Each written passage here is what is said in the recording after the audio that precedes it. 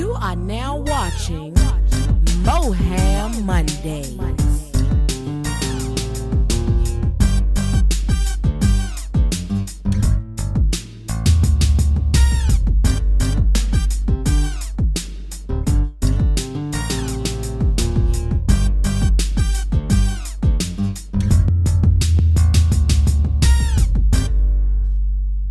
Call the cops on you cruddy crankers. Warning. This show contains material that will offend some people. If you're looking for an apology, did you get it? Or not? The opinions given in this video may indeed strike a nerve, as their relevance to the truth, as accurate as they may seem, I assure you, are purely coincidental.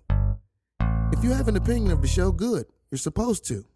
But please, don't be a bunch of pabs and bands and complain. It's just a TV show, dumbass. Turn it off. Hit the back button, bitch. And now on to our regularly scheduled program. Greetings from the First Lady of the DC Gutters. This is Lady Moab Beast, the wicked bitch from South Beast, the gutter godmother of DC rap, Gap Tooth Bandit herself. And this episode, this is a special episode. We're going to talk about Love Thy Neighbor today. Now, for those that don't know, I used to live in Arthur Capers before they tore it down. And when they tore it down, they told everybody, they gathered us all into a meeting, told us we were going to be displaced, that we had two options, to either take a voucher or move to another property until this property was completed, and that we would be able to move back. But we all know how that works. Everybody doesn't get to come back. You know, there are loopholes like credit checks and criminal background checks and things of that nature. So anyway, once the property was completed 10 years later and 3 moves later, we got to come back. So I spoke at the ribbon cutting ceremony once they completed the property. Talked about the diversity, how it was a mixed community of multi-million-dollar houses and a sprinkle of houses that they set aside for the few that came back. Cool. Beautiful neighborhood. I love my neighborhood. It's a great spot. We have fun here every summer. It's a lot of activities going on and all that good stuff. But let's talk about love thy neighbor. Now, you're supposed to love your neighbor. But when your neighbor tells you that you are a renter and they are a homeowner and they can do what they want to do, and that they believe that every renter is on drugs, unemployed, getting welfare, or have a parole officer, I'm not going to stand for that, especially when you're talking to me or anybody in my family. We live around here, we civilized just like everybody else. So I'm not going to allow anybody, gay, straight, black, white, Chinese, or whatever, to tell me, to belittle me or anybody in my family. You're not going to disrespect us. We live around here just like everybody else live around here. So what? We don't make $1 million. You know what I'm saying? As a matter of fact, we were here first. They came into our community, tore our community down, and then just sprinkled us in here with everybody else. You know what I'm saying? So don't come around here talking bogus like you just got all the rights now because you got the money, because the money ain't always the power. The people are the power. And if enough people come around here and stand up to the bull that's going on with the owners, we will have a more peaceful place to live. Secondly, I've noticed all the opportunities, the employment opportunities around here. We live across the street from the Navy Yard, the Nat Stadium, and ice skating rink. Down the street from Department of Motor Vehicles. Jobs, right? So when we moved around here, I wasn't under the impression that the first job that I would be offered would be to serve them at the ice skating rink while they're having fun, because we only live 2 blocks away at $7 an hour. Whereas they just opened a new government facility a block and a half from my house. Those jobs weren't available for us. I'm not a server and I'm not a servant. I didn't move around here to be anybody's servant. So if that's what you're looking for, I'm not her. And neither is anybody else in my family. If you want everybody to have equal opportunity, then give us all equal employment. I'm not a rat. I have job experiences in various fields, so, you know, and not just for me, for other people that's in the community that could benefit from a decent job. If you putting people who came from public housing into $1 million neighborhood with no resources, what do you think is going to happen later on down the line? Well, anyway, I'm not going to wrap y'all up today. You can see the little brief clips that we put together from a little incident that happened out here last night, Easter Sunday, over blowing a damn horn, because they don't want you to blow the horn around here. It's so elite that you can't blow the horn around here.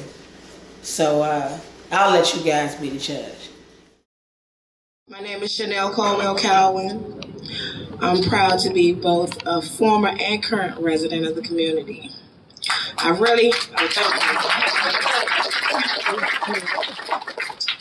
can't say that this is the old neighborhood because it looks nothing like off the campus, Carlsberg.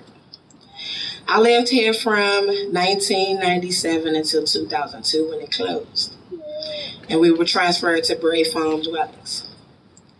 After 7 years of being in Bray Farms, I decided to move to Richmond, but returned to the district only after staying there for 1 year because there were no jobs and I missed my family. Near Nats Park in D.C. is now a unique mix of affordable housing and homes worth up to $1 million. I'm sure what takes us there. 37-year-old Chanel Caldwell-Cowan was holding her ribbon-cutting scissors tight, and the former ambulance driver couldn't stop smiling.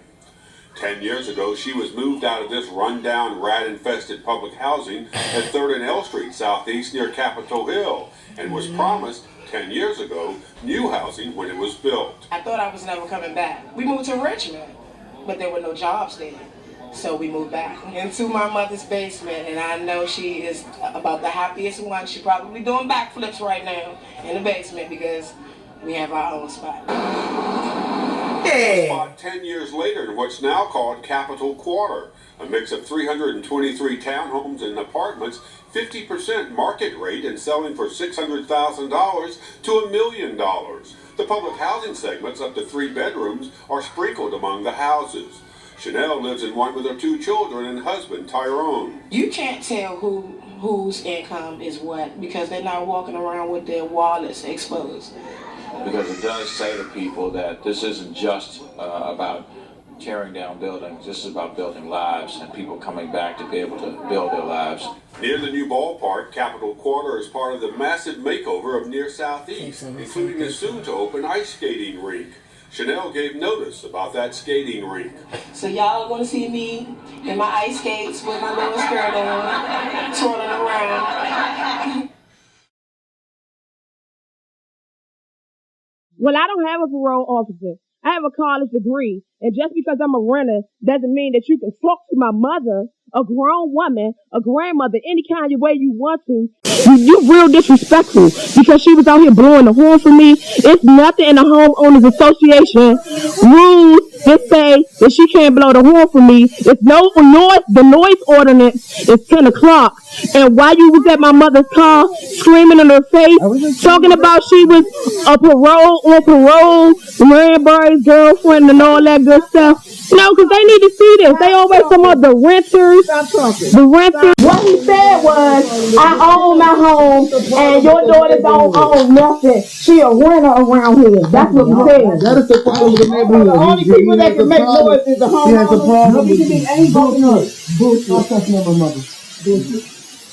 It's all good. Come on. I got what I need. But she don't want to have a civilized conversation. Go finish that bottle of beer, I got you a little tipsy this evening. Go on back in there and sip your mother up. That's your night. I'm so sorry. That was very pain. I'm sorry you had to see Grandma do that because I don't let people upset me, but your friend was wrong. Everything is okay. She came out here in my face telling me, don't come around here blowing the horn. This is a residential neighborhood. I live in the residential neighborhood. I know all about HOA. Look, you ain't got that plan on that. I'm not even gonna have you out here about to have seizures. Don't get upset over that. He had no right to get in my face like he did. Once he said what he said, and I told him what I was doing, all he had to do is go in there. But no, he's still gonna stand there and tell me. When I came out, she was in her car and he was right here. She said, well, you know what I can do? I can call downtown. And the people that she coming to see had it put out. And I said, okay, but you're not the only one that got money for downtown. You're not the only one that know people downtown. Just like you tell me, call downtown at home. I got your address. Oh, so who you know? You, Barry's girlfriend. Where did that come from? Then he tells her, what you need to do is go get a job. Or go see your parole officer. I can call your parole officer on you. I've never been arrested. But they have arrested. What makes you think? What gives him the right to even say that? And what he said was, it's not going. What he said was, we own our house. I can do what I want to do. Y'all renters, y'all don't own anything or do anything around here. That's not right. We mind our business just like everybody else. About what you say. Get to know a person before you start running your mouth. He was wrong. That's what this was. He was wrong. And once he said what he said, and I explained myself to him, there could have been the end of it. But he didn't want to let it go. He couldn't get in my face, so I'm just going to sit in the car and just, no, that's not me. That's not me. Just like he threatened me, what he could do to me, it's some stuff I could do to him. And it's like he knows people downtown, trust me and believe. I know people downtown. I've been down there enough. Looking on all these different communities in the city to know a whole lot of people. But they start nothing. They start knowing nothing. You can't handle it. So you got the only one that makes the people. Okay? I do a lot of stuff for the city. Some of it years ago. And I felt like I was not working anywhere because it was not after 2 o'clock. It was not after 9:30. Okay? So I know that some places is 9:30. There's no work. But nobody says anything about the front bench. Early in the morning, and the singing in the back of the house. Nobody says anything about that. As soon as a black person comes through this neighborhood at this time, all up in your face. Why is that? Why is that? I need somebody to explain that to me because I don't understand it. You don't know.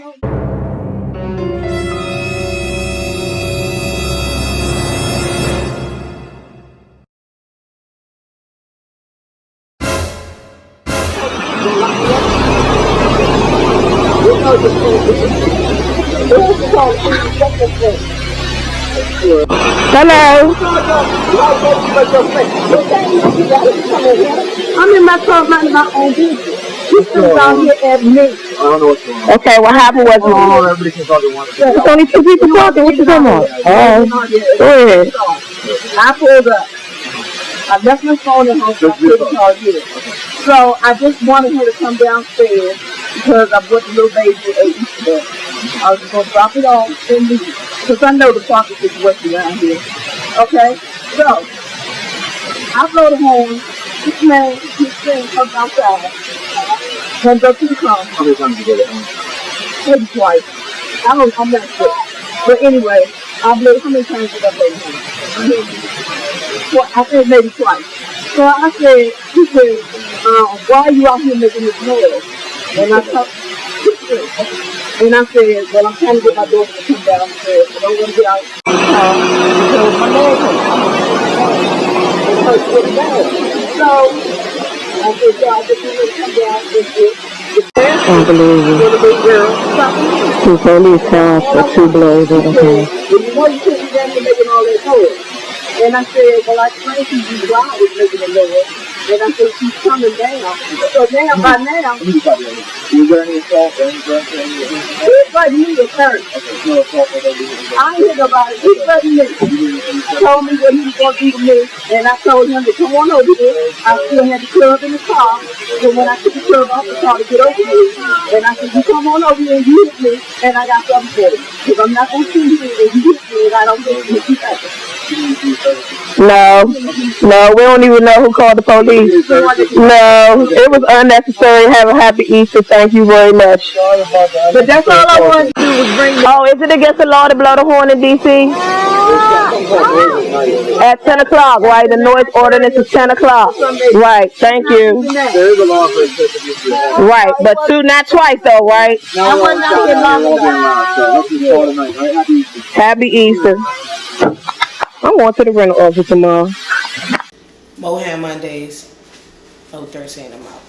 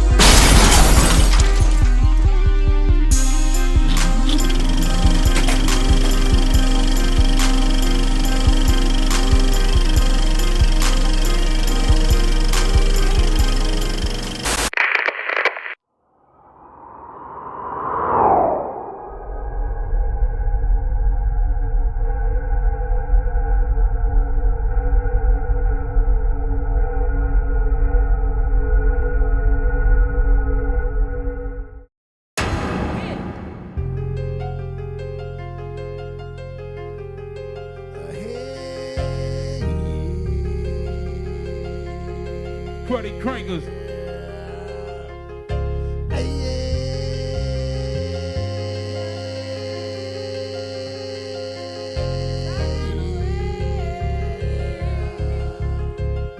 We unplugged tonight, y'all.